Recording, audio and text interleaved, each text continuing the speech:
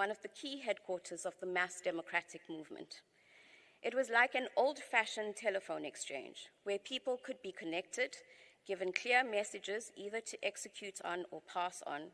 It was the nerve center that linked to nerve centers in Cape Town, Johannesburg, and later Lusaka. Even under banning orders, it still operated effectively as a communication hub. Some of the most regular visitors to our home included Yunus Muhammad, Yusuf Wauda, Vish Supasad, Vidhu Vedalanka, the Ram Gobind family, George Supasad, Farooq Mir, Bamba and Dolly Pillay, Swami Gaundan, Archie Gumede, Virgil Bonham, Krish Govinda, Roy Padiachi, Paul and Ursula David, Selina, Anesh, Maggie, Charm, Deepak Oteps, Nadi and Prissy Jinabai, Daya Pillay, Jerry and Zubi Kuvadia, and Spider Jagannath, Alfantina and Rasheen, to name a few. These are activists who collectively made things happen, and the community that supported my dad, our family and each other through the tyranny of the apartheid state.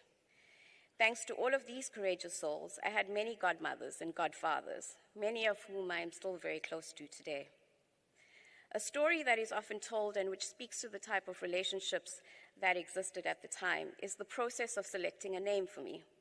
I was without a name for a few months when I was born, and it was put to a group of activists to democratically select a name for me. Yunus Muhammad, Jerry, and Zubi named me Anisa, which means a pleasant companion. My dad then built on this and named me Anisha, meaning a new dawn or without darkness. I'm still known and saved on Auntie Zubi's phone as Anisa to this day.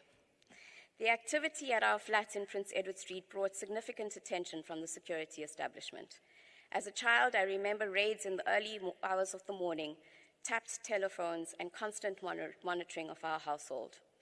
During my years as a baby and a toddler, my mother would hide secret documents in my nappy, and when the security branch police came to raid the house, she would pass me to my aunt, who would then take away the documents and hide them. In 1977, when my dad was under a banning order, the police raided our home. They spotted a file on the top shelf labeled ANC. They visibly showed excitement, only to discover the file contained my mother's notes from her nursing degree, and ANC referred to antenatal clinics. Whenever there was a big campaign or a new release from Robben Island, our home was abuzz with planning, sending out activists to carry out key tasks, and always a place to grab a bite to eat. My aunt, my second mother, my ba, always ensured there was a delicious home-cooked meal to feed the many activists that popped in and out of our house. Her nurturing, motherly nature offered a place of comfort to many of the activists. My uncle, my dad senior by 12 years, and my second dad worked tirelessly in the sari shop, Bangalore Sari House, below the flat to provide for the family. He and my mum were the only two breadwinners at the time. Together they supported and largely supported our family and my dad's career as an activist. One of my earliest memories was the security branch police coming to take my father away to detention when I was 4 years old. My father was planning Griffiths and Tenge's funeral at the time, and the cops found pamphlets in our home. As they were taking my father away to detention, he told me to look at the faces of the security branch police and remember these men who were taking my father away.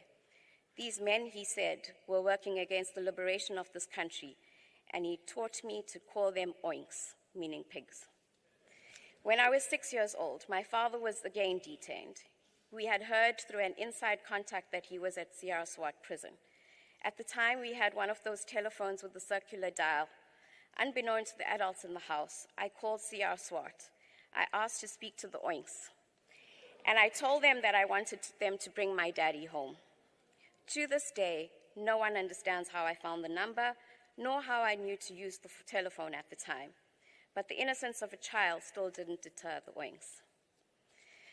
The support provided by the community around us is what made the struggle years so rich and colorful for me. Brave people who would sacrifice everything they had in the name of the liberation struggle. Audrey and Max Coleman started the Detainees Parents Support Committee. They stood up to the apartheid security branch by organizing families of detainees and providing financial and other support where they could. The launch of the DPSC was held at St. Anthony's Church in Durban. I was 6 years old and was kept up until midnight to light the inaugural candle. As midnight struck and the candle was lit, there was a raid on the church. The police fired tear gas and brutally attacked the attendees. My mother hid me on the floor of the back seat of the car and covered me with her jacket. When it was all over, we emerged stronger and more resilient. My father's baby sister, Shanta, played a pivotal role in his life. They are 15 months apart and remained close until his dying day. She was his fiercest supporter and protector. She endured endless pressure from her family and risked her life on many occasions to protect her brother. On one occasion, we had found out that my father had been detained and was in the hospital because of an eye infection. My mother and aunt went to visit the hospital. The ward that my father was in was guarded by the police, so there was no way of seeing him. But my aunt innovatively took off her gold bangle and rolled it into the ward. She put down my cousin Hema, who was just a few months younger than a year, on the floor to crawl after the bangle. My aunt then bravely ran after Hema, saw my father, and managed to get a few secret messages to pass on. Growing up, my father tried his best to give me a small semblance of what a normal childhood would look like whenever he could. He would surprise me at the back door of a ballet concert with flowers, or pop into to school for a 5-minute visit during break. My cousin Deepa fondly remembers a weekend we spent with my dad at Auntie Lali and Uncle Pat's home in Hillcrest. My father, my cousin Kamal, Deepa, and I spent the weekend swimming, watching movies, and eating loads of ice cream. This was the only holiday we spent together.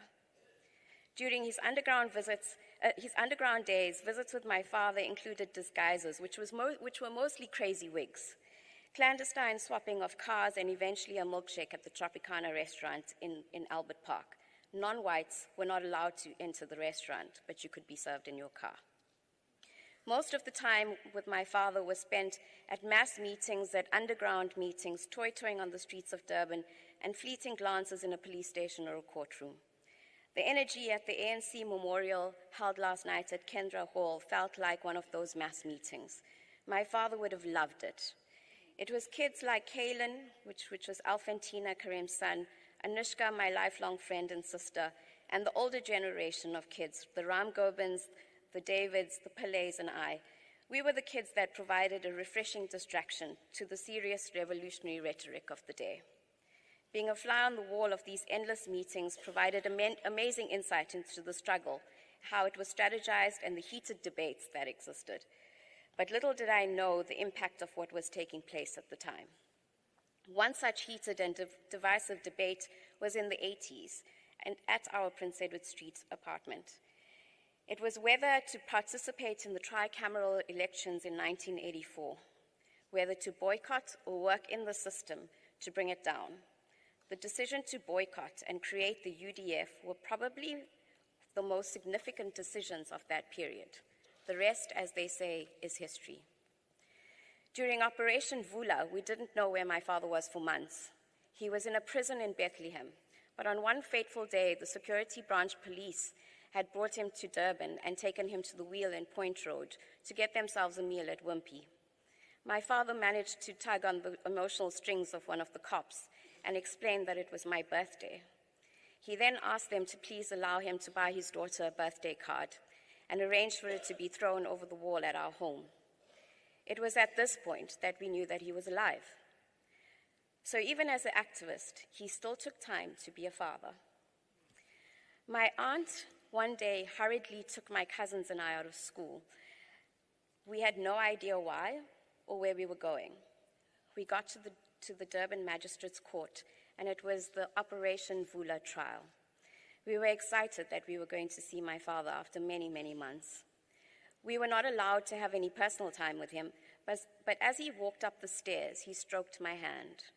And as he sat in the dock waiting, he kept looking back at me and smiling to check if I was okay. When they took him away, I had to be restrained by my aunt and others. I wanted to run after my father, and I couldn't accept that he wasn't coming home with us. When Madiba was released from Robben Island, he came to visit the Operation Vula detainees' families at the University of Durban, Westville. I was 14 years old then. Madiba looked at me and said, I got my looks from my beautiful mother and my handsome grandfather with whom he had spent 16 years on Robben Island. He put me on his lap and spoke to me about the great sacrifices my father was making for the country and for the sake of future generations. His praise for Pravin provided great comfort to me. During CODESA, there was a term that a political party wanted to negotiate. My father refused to agree to it. One day I was going to see my father, and my uncle received a call saying that if Pravin didn't agree to this term, they would kidnap me and hurt me. For months after, I was locked up for my protection, but this did not stop my father. He moved from activist to expert negotiator and played a crucial role in steering South Africa to democracy. In 1991, my father married Vanita Raju, and together they made a formidable pair to face the challenges that came in the years to follow. He became part of the Raju family. In 1992, his baby Priyesha was born. I watched him as he became the doting, devoted father to Priyesha, and he was just so proud of her. To the Raju family, thank you for all you have done for my father, for the many sacrifices you have made, and for all the cherished memories you shared with him. He had a special place in his heart for each and every one of you, and I thank you for showering him with so much love. To his surrogate sons, James, Viraj, Yaska, he loved you all. To James, thank you for taking such good care of my dad. I call you a blessing, and you really are. From 1994, I watched my father become a dedicated, hardworking civil servant. He worked in the local government sector and was instrumental in drafting our constitution. He worked tirelessly to realize the vision of a non-racial, non-sexist, democratic South Africa. He worked to restore truth to politics, to repair the harms of inequality, and to move towards social and economic justice. He fiercely defended the democracy he fought so hard for. What people don't understand, and what we all need to be educated about, is that the period between 2009 and 2018 can only be remembered as a period in which most state institutions were ruined and pillaged. Technocrats were removed forcefully, whistleblowers were silenced, and all maintenance spend stolen. That is what the new government inherited in 2018, an almost failed state. To blame my father for the dysfunctioning of state-owned enterprises is both ignorant and factually incorrect. He was determined. He was determined to protect the jobs at SAA, Transnet, Eskom, Denel, and he spoke endlessly of protecting families from further hardship. He did what he could and worked furiously to protect our institutions and to lay a solid foundation for future generations. He faced brutal attacks during these years. Our personal safety was compromised, smear campaigns were designed by Bell Pottinger, bank accounts in Canada were created, and we were discredited as a family. All of this ultimately led to many comrades and friends distancing themselves from my father and our family. Despite this, he remained unshaken and more determined than ever. The fence-sitters that didn't want to take a stand now stand on platforms and loudly sing his praises, but the courage to connect the dots and stand for change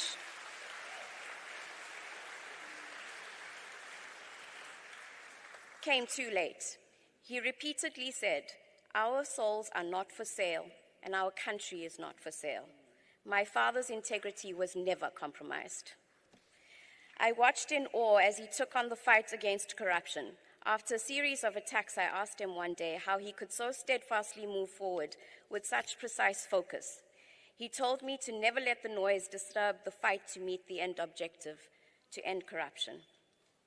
After the 27 questions, the arrest warrants, the unintelligent intelligence report, and being so gravely disappointed by his own comrades, I asked him if he was able to sleep.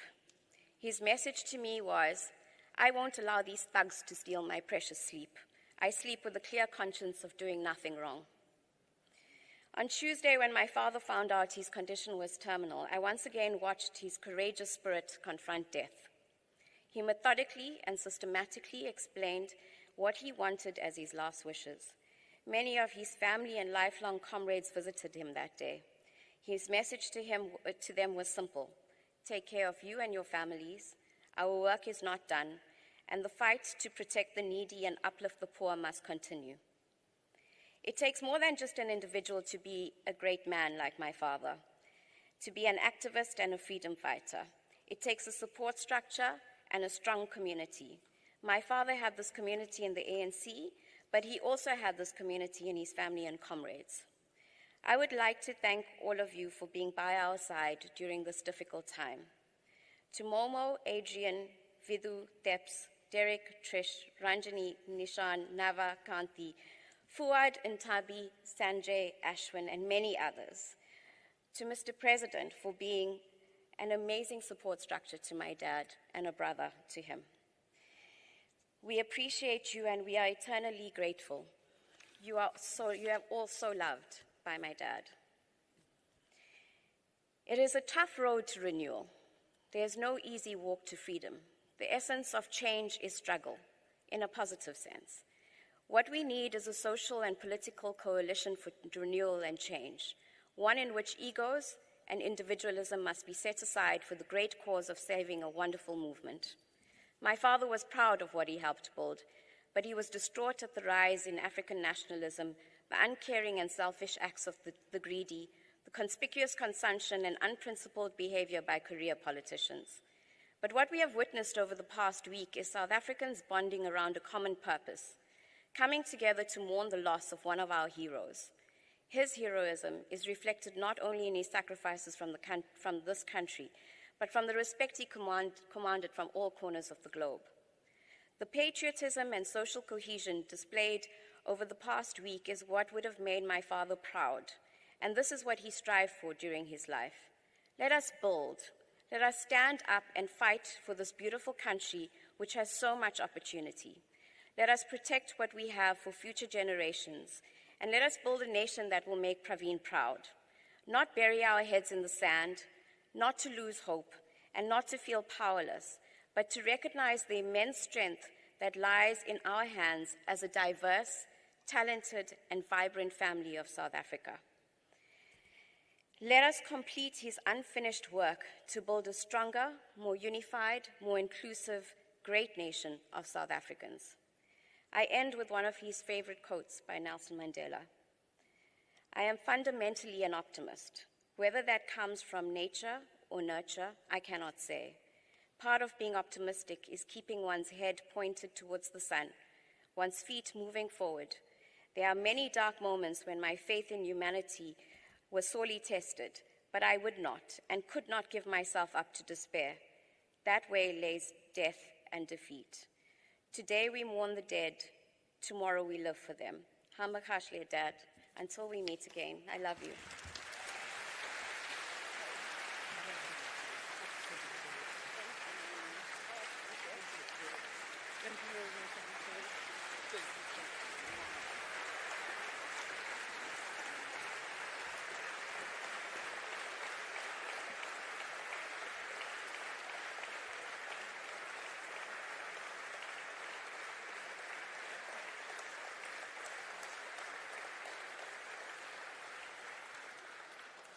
They say the apple doesn't fall far from the tree, and we are seeing it. Ladies and gentlemen, that was Anisha. Thank you very much, darling. Let me now call Pravin Gordhan to speak to us.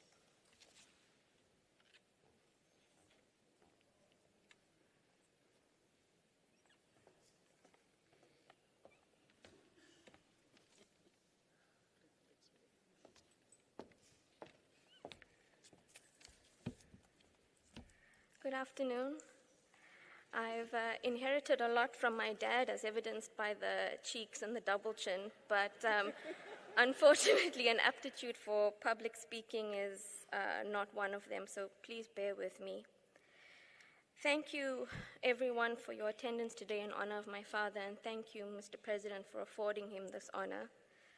You have by now heard many things about my father as a pharmacist, a commissioner, a minister, an activist, a freedom fighter, a public servant, and a CODESA chair, a hero to the country and to the movement. But For me, there's a certain cognitive dissonance in my head about who Pravin Gordhan is.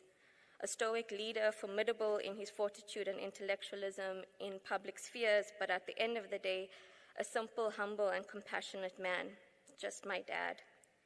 The dad who massaged my head for hours to alleviate my migraines, the dad who never erased my drawings on his whiteboard at work, instead writing around them. The dad who was at every award ceremony and special event, no matter what public engagements he had. And the dad who pushed me to understand dialectical materialism when all I wanted was to scroll on my phone. And he was the best father I could have ever wished or hoped for, as cliche as that sounds. I grew up with my father in a different time. I don't have struggle stories, and I was very privileged to be with him at a time where he could be home more often with his family, and I wanted to give you a little glimpse of what that was like. My father loved spy movies and romantic comedies. He supported Liverpool, but always made a point to support the underdog in any competition. He could not tolerate the slamming of doors in the house or the car doors because it brought him back to the trauma of being in detention and the cell being slammed shut by the security police. His favorite art piece was a sculpture named The Thinker. After his detentions, he could stomach almost any food, and he wasn't fussy, except for peanut butter. My father only had his first taste of alcohol after South Africa achieved its democracy in 1994. He made this choice so that he would never find himself inebriated and vulnerable and possibly at risk of giving up information. He was incredibly disciplined. My father loved stationery and notebooks and has created quite the collection over the past few years, and one of our favorite pastimes was window shopping in an art shop. My father was present in almost every facet of my life, and he is deeply embedded in everything that I am. One of my favorite anecdotes is on a particular casualty shift that ended at 7:30, a time that I was still firmly in denial about my deteriorating eyesight, and so I never wore glasses. I was walking back to the main casualty area after our handover round. I then noticed very blurrily that a crowd had suddenly formed just after the nurse's station. My initial instinct was, oh no, what has happened now? As I cautiously approached, I noticed that the patients were surrounding someone. As I got closer and my visual acuity improved, I realized that it was my father in the middle of that crowd. He had come to collect me from work after my shift and had come into the casualty to look for me as I had taken longer than usual to come out. The crowd were actually patients excitedly surrounding him in an attempt to greet him. In that moment, I saw someone who inspired and brought joy, even to those who were sick, in pain, and scared. What a privilege to be that person, and an even greater privilege to be associated with them. I realized the honor I had as his daughter, and what a profound and beautiful honor it is.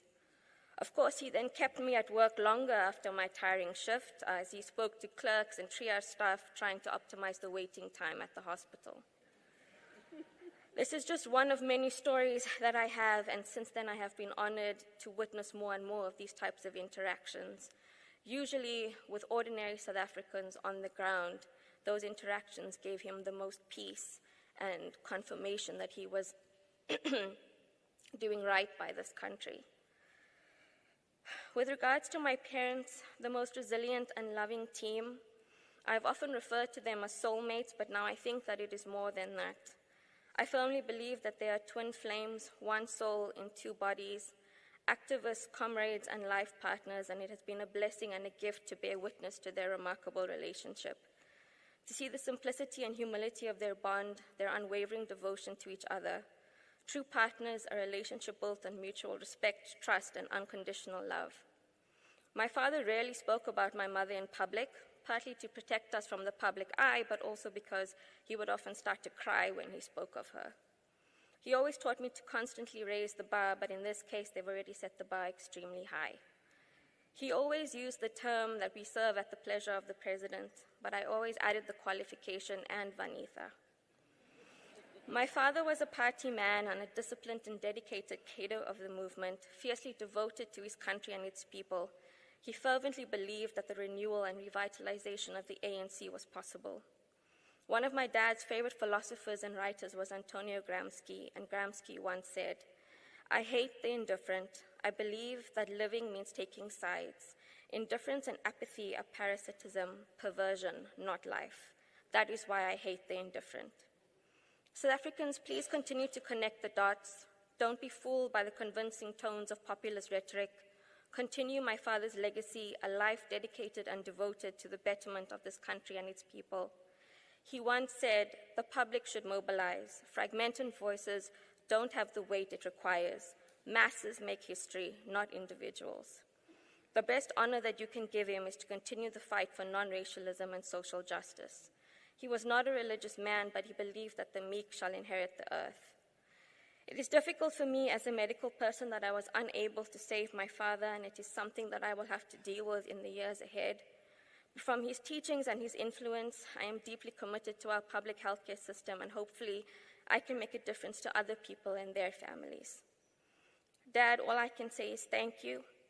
Thank you for this extraordinary life, for loving me so immensely and being so proud of me. I will miss you every day of my life, but I know our bond transcends physical boundaries. I will spend the rest of my life trying to live every day to make you proud. If I achieve anything good or great in this life, it will be because I've had you as my father and my lodestar. Thank you.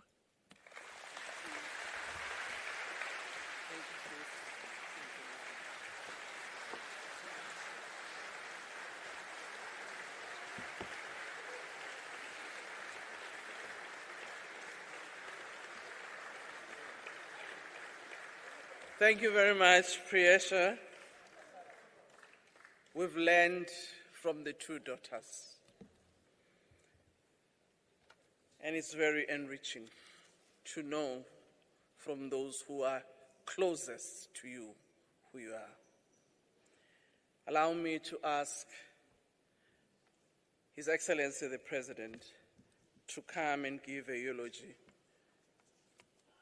at this moment. His Excellency the President.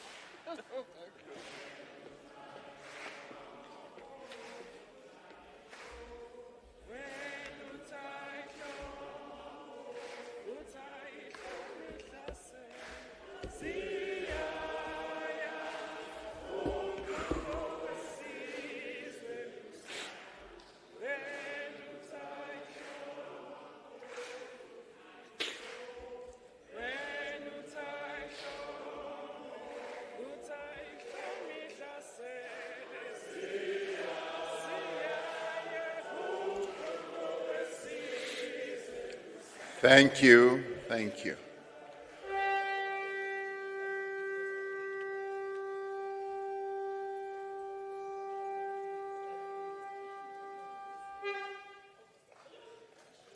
Thank you.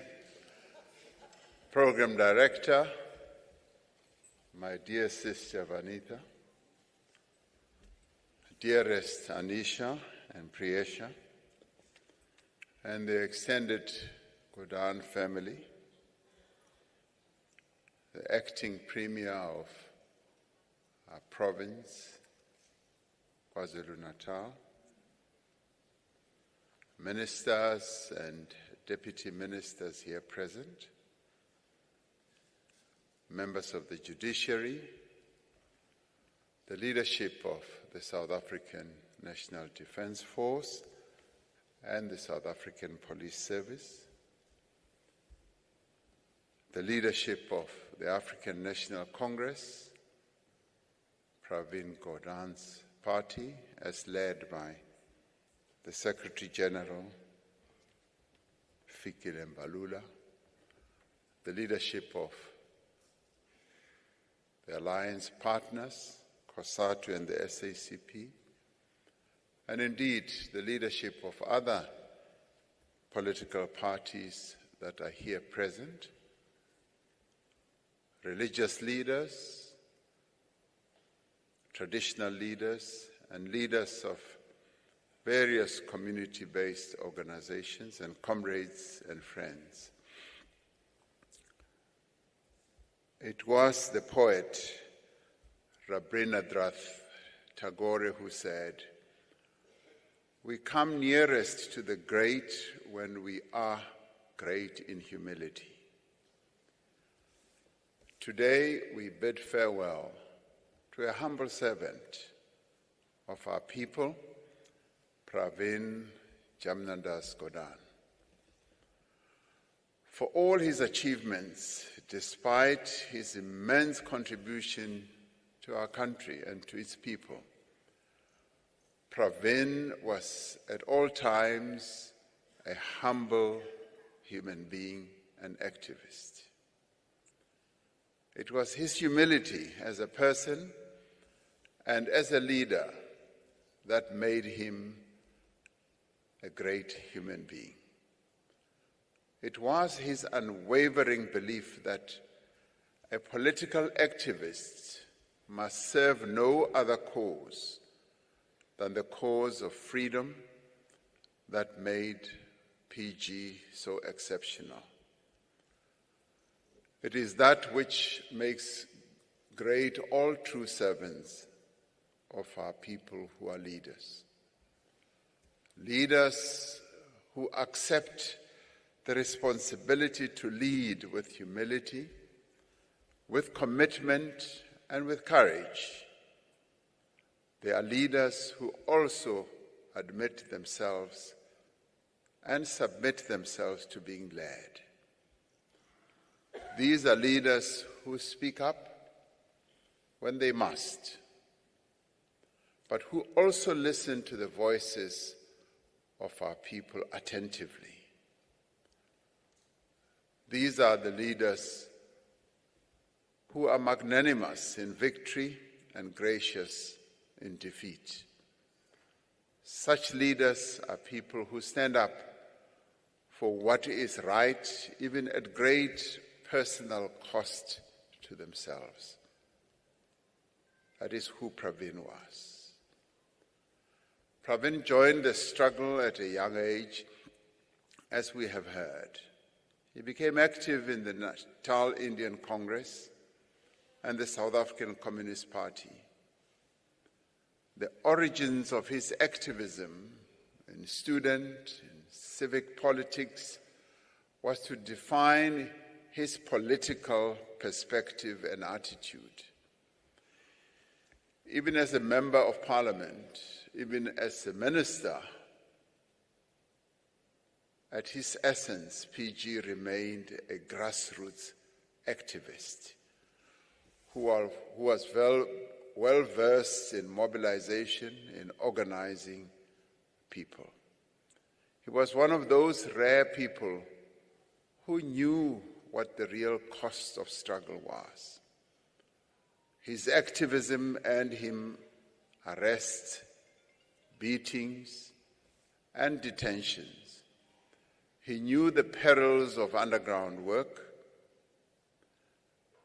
As an operative of Operation Vula, he was interrogated, tortured, and thrown into solitary confinement, and then tried. Yet, whenever called upon, he stepped forward to always serve. PG is remembered as a key figure in the formation of the United Democratic Front. He's also remembered as a leader of the South African Communist Party structures and the African National Congress, his political home. He became known as a seasoned negotiator and astute tactician. I know this from the front seat row as I worked with him very closely during negotiations. He played an important role in our country's peaceful transition to democracy, contributing positively at all times, without sacrificing any of his movement's principles. He was one of the architects in the end of our democratic constitution, both at a political level and at an organizing level, running the administration as well of the whole process. As a pharmacist, as a dedicated revolutionary, he may not have seemed the best choice to lead the South African Revenue Service. Because how do you mix tax and pharmaceuticals? But in him we found an intelligent person who was steeped in enterprise and diligence that made him the perfect person to build one of the most important and effective institutions of our young democracy. It was these attributes that made him the right person to be appointed also the Minister of Finance at a time of great difficulty and challenge for our country during a global economic crisis. In every task that he was given and in every portfolio he occupied, he was methodical and industrious. He understood the value of the work that he had been given. He understood that efficient revenue collection was essential for the fundamental transformation of our society. He understood also that careful management of public finances was vital for the education of our children and the health of our population. He knew that if the lives of the poor were ever to be improved, municipalities needed to work, and to work well. He also knew that if unemployed South Africans were to find work, the country's trains needed to run and the ports needed to function properly. He knew that the power stations of Eskom needed to produce enough electricity to drive a thriving economy. Always an activist, he did the work that needed to be done. And as an activist, he's a person who stood firm on principle and never sacrificed what he believed in. During one of the most painful chapters in our democratic history, as the state was being looted by the powerful and the connected, he chose to resist. Using all means at his disposal, he worked to thwart the capture of the state. Drawing on the substantial moral stature that he had, he refused to be silenced. He was prepared to confront those who had once been his own comrades, whom he had once looked up to as leaders, but who had abandoned the cause of our people.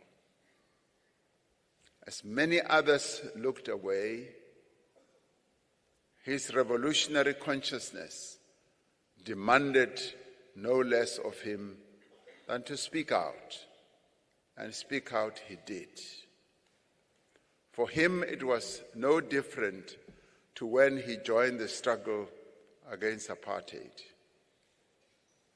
It was a choice between what was right and what was wrong.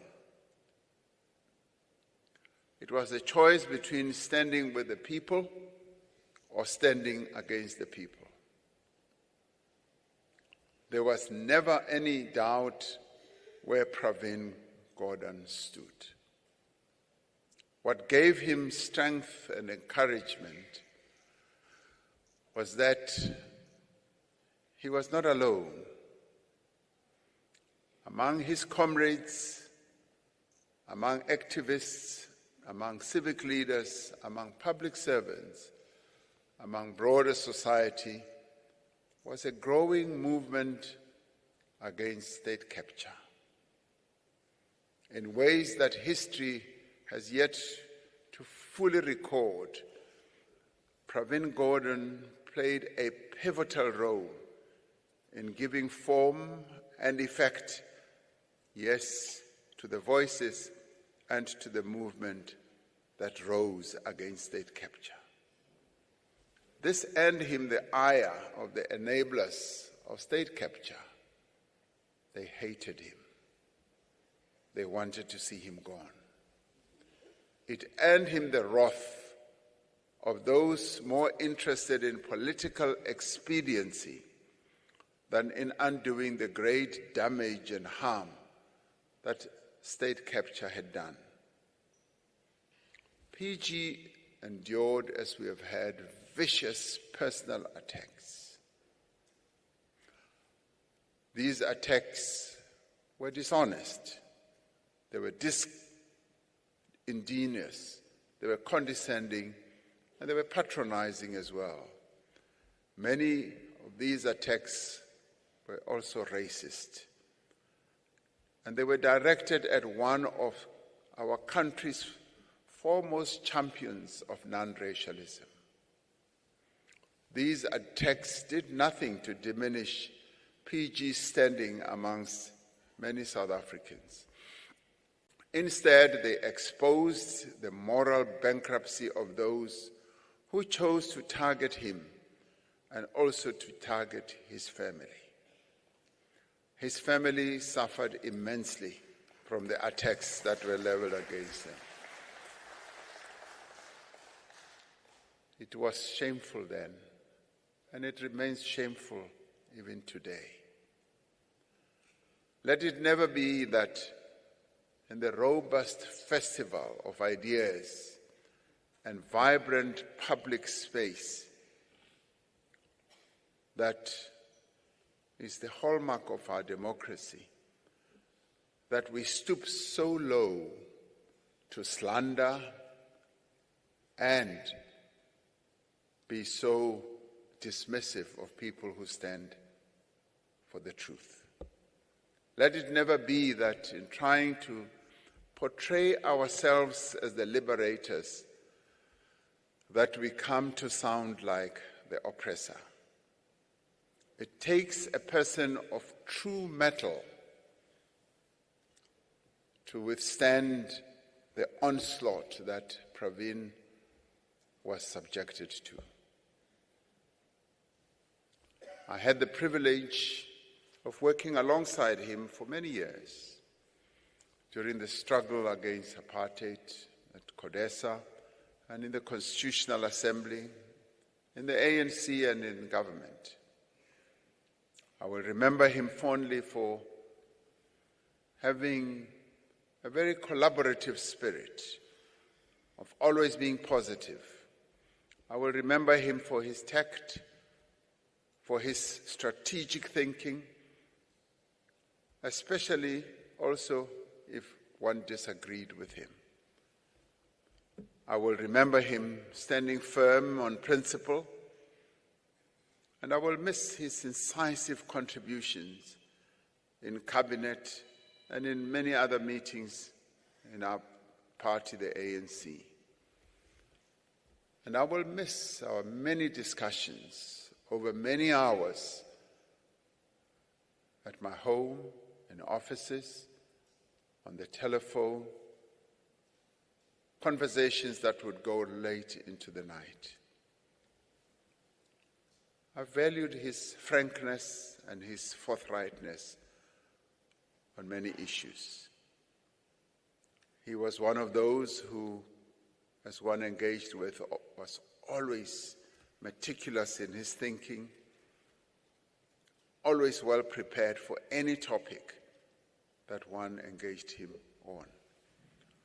And I respected his opinions, and I appreciate that he always afforded me the same courtesy. He was my comrade, he was also my colleague, and he was a very good friend. There are a great many lessons one can draw from his life and from his political activism. The most fitting tribute we can pay Pravin is to reflect on our own actions, to consider what we can and should each do to serve our people better and our country better, to reflect on what it means to be an activist, for he was the quintessential activist, to consider if we are prepared to weather the great storms that so often confront acts of courage and integrity. These are the issues upon which we must indeed all reflect as we bid farewell to this great son of our country. It is in times of difficulty that moral courage is valued most. It is at times of renewal and rebuilding that activism is most needed. And this is the time of renewal and rebuilding. As we strive to rebuild our country, as the government of national unity, we will rely on men and women of integrity, men and women of honor and courage to account and to help shepherd our country in a new era and its people. Pravin Gordhan's spear has fallen, and it is now up to us to pick it up and take our country forward. I'd like to say to the Gordhan family, the nation shares your sorrow at the loss of a husband, a father, a brother, a cousin, and an uncle. I'd like to thank you for affording me the opportunity to talk to him a few days before he departed from this world. He was lucid as I spoke to him on Tuesday after Anisha called me. I happened to be in Cape Town, and she said, if you'd like to see him, come see him because he'll be gone soon. I couldn't be in Johannesburg, but I'm glad that you allowed me the opportunity to come and spend his last hours with him. And in a sense, I think he waited for me to come and see him before he departed. It is not lost on any of us that his dedication to our country demanded great personal sacrifice from you as a family. And to the friends and comrades and compatriots of our beloved departed comrade, be comforted in the knowledge that his legacy continues to guide our every effort to build a free, just, and equal South Africa. What Pravin dedicated his life to is what we will continue doing so that we do not let him down. I leave you with the words from Rabindranath Tagore once again, when he said, "Give me the strength lightly to bear my joys and sorrows. Give me the strength to make my love fruitful in service. Give me the strength never to disown the poor or bend my knees before insolent might. Give me the strength to raise my mind high above daily trifles, and give me the strength to surrender my strength to thy will with love." Comrade Pravin, you were all of these things. Yours was a life fruitful in service. You bore your sorrows with strength and dignity. You stood up for the poor, and you never disowned them. You would not bend your knee before injustice. You would not bend your knee before those who were stealing from the poor. Where many tried to bring you down with their insults, your feet remained firmly on the high ground. And now you have surrendered your strength to the will of your Creator. You were a much admired, much respected, and much loved comrade. You were a much loved colleague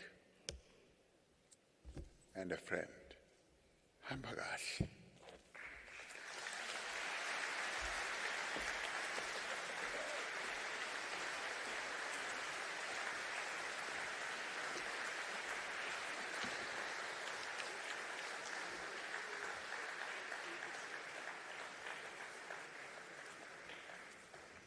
Lizali sidinga lakho Thixo Nkosi yenyaniso zonke inhlanga zonke izizwe mazizuze usindiso. May I ask the chaplain, Brigadier Sthembiso Shobet Nkosi, to come on stage and give the sermon. Lokwelilizwe magakobe phambi kwakho zide zithi zonke ilwimi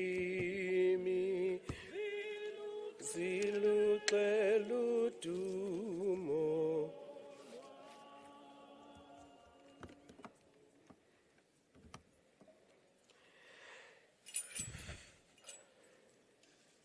Program directors, thank you for the opportunity. The Gordhan's family and all families related to this family, His Excellency the President of our beautiful country, South Africa, Babu Ramaphosa, the entourage yakhe, my National Commissioner and his deputies. There is so much of greatness in this house. For me to be safe, let me just say all protocols are being respectfully and exceptionally observed. May this afternoon be good to us all in Jesus' name, amen. Hallelujah. Oh, hallelujah. Ngumfundisi phela mina bazalwane. Amen.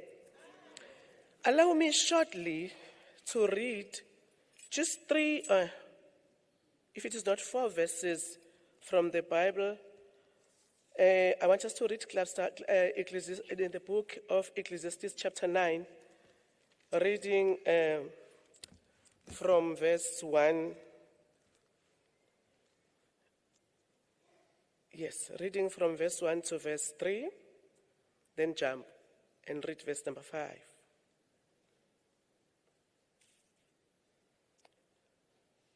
Where the Bible reads as follows.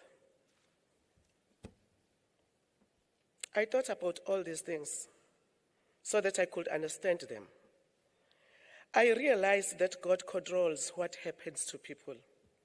That includes righteous people and wise people. God decides the things that they do.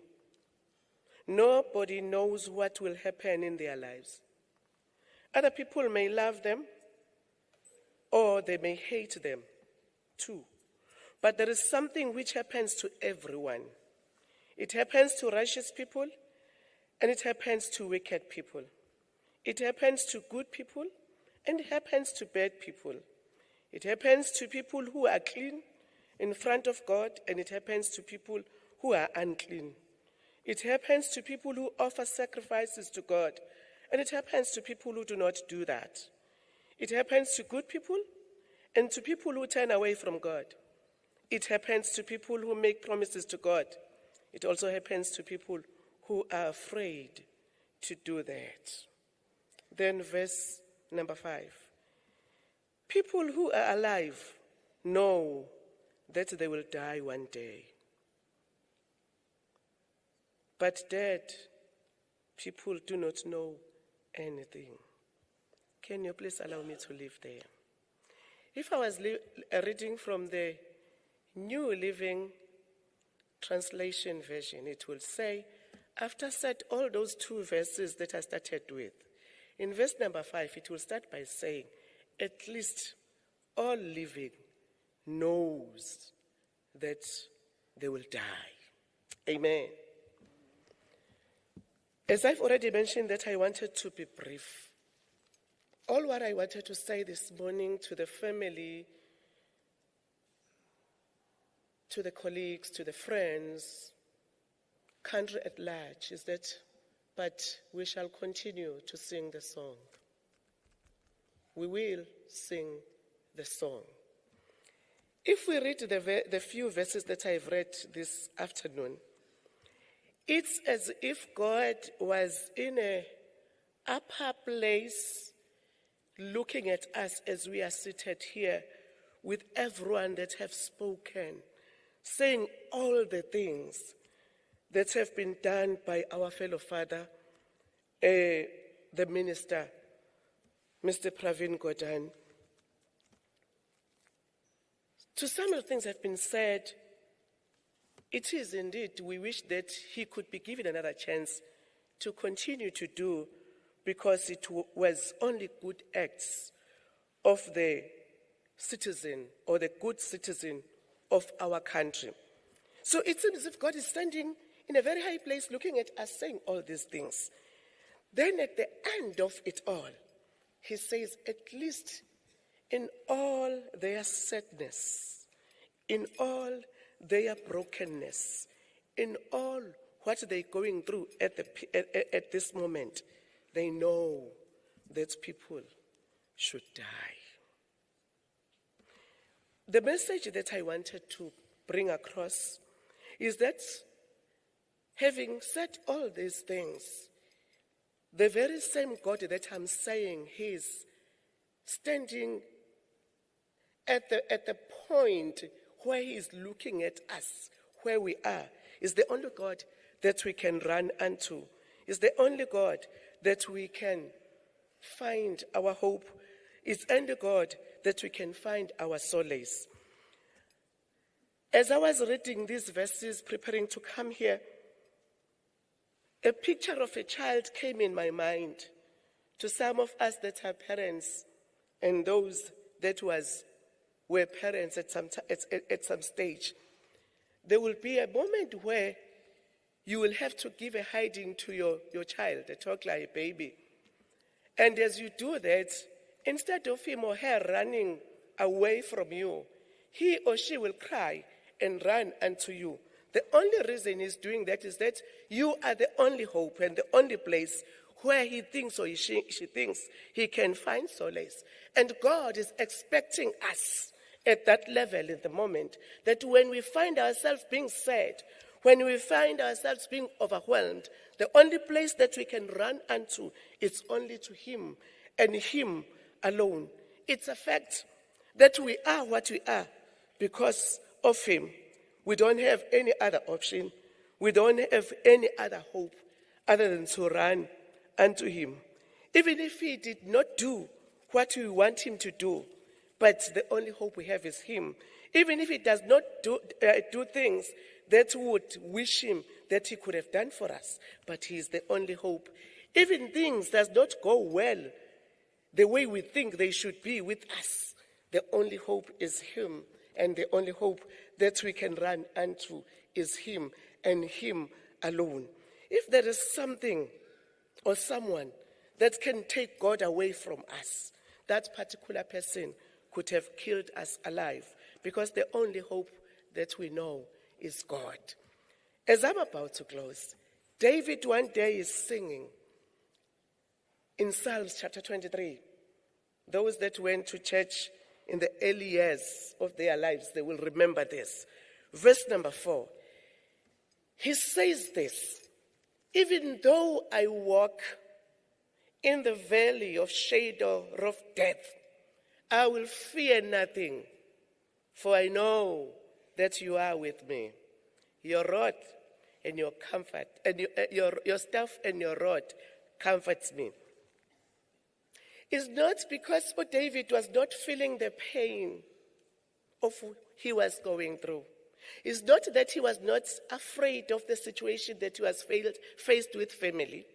It's not that whatsoever that happened by that time meant nothing to him. But the knowledge of knowing who he has at that time was making him to say this powerful statement, that even though we walk at this moment, we are not afraid, because we know that you, God, you are with us. We have to sing the song. We shall sing the song, knowing that we have this great God on our side will make nothing to shut us off, as the South Africans would have to continue, my president, to sing the song. Even though our brothers are leaving us and sisters the way, this one is gone as well. But we shall continue to sing the song. If God is for us, who can be against us? What he said he's going to be yesterday, he is today, and he's still going to be in tomorrow. I want us to take this moment just to meditate for a few seconds on this word. We shall sing the song.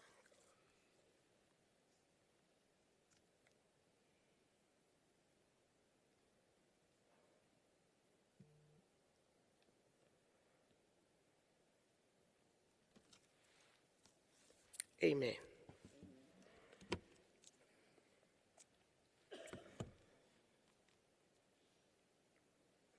At this moment, I will take the opportunity to call upon the marshalling officer and the police ceremonial to march in as we are finalizing what we are to do.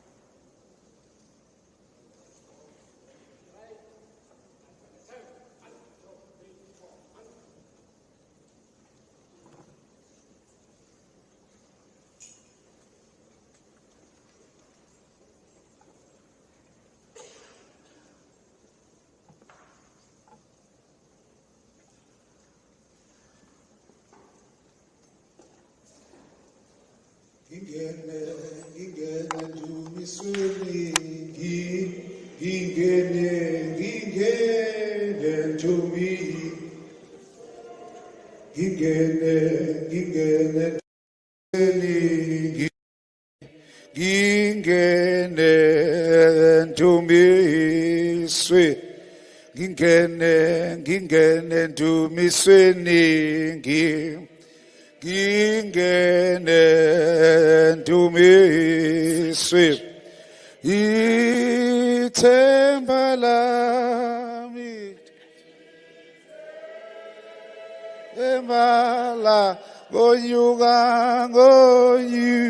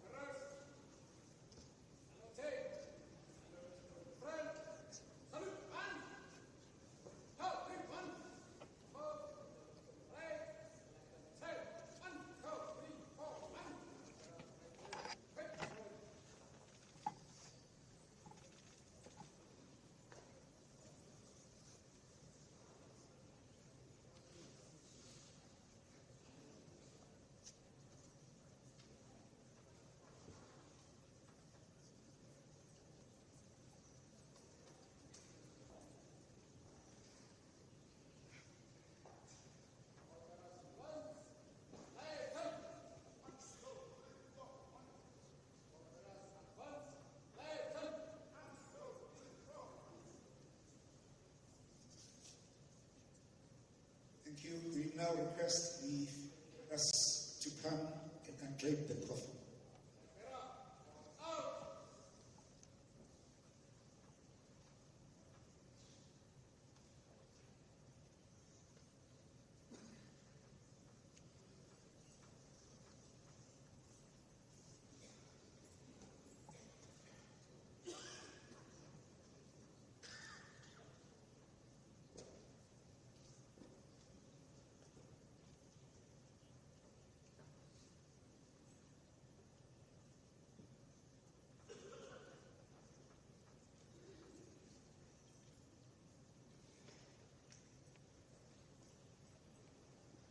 After they've removed the flag, they will then fold it.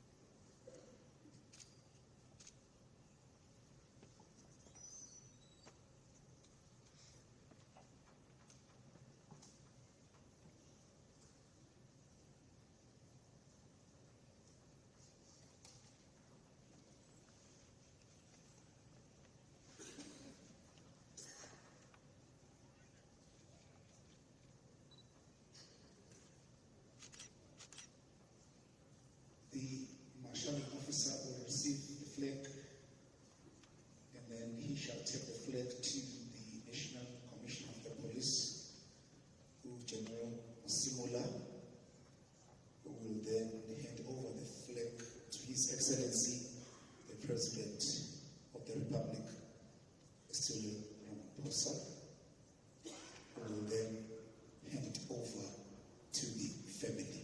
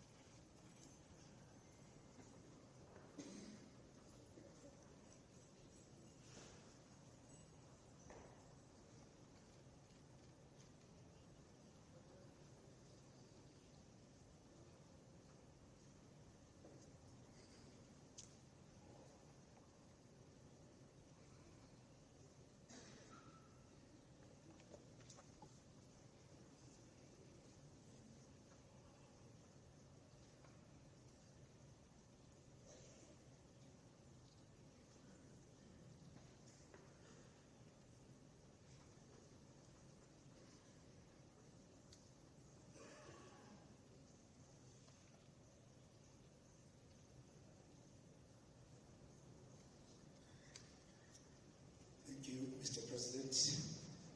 We will now invite the SAPS band to play Abide With Me, followed by the last post and the general salute, and then the reveille. Over to you, band.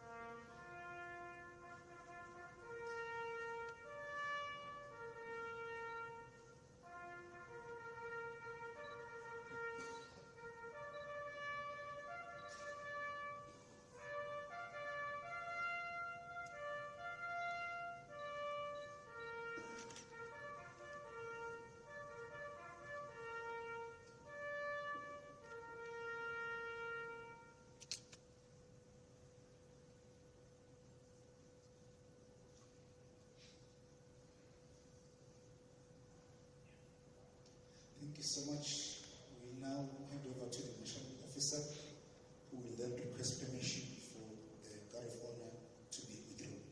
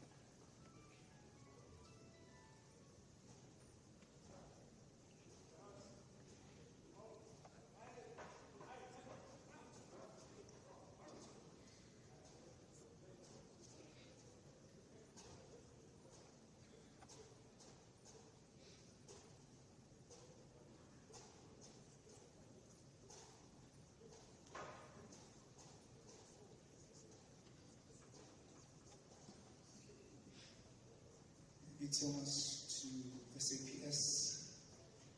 At this juncture, we are going to request the President of the Republic, His Excellency Mr. Cyril Ramaphosa, to come and pay his last respect. Over to you, Mr. President.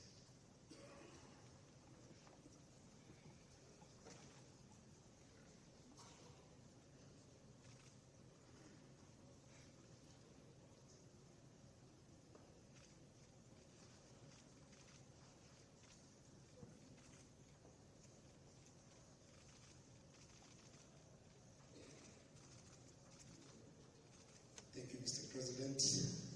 I will now request the National Commissioner of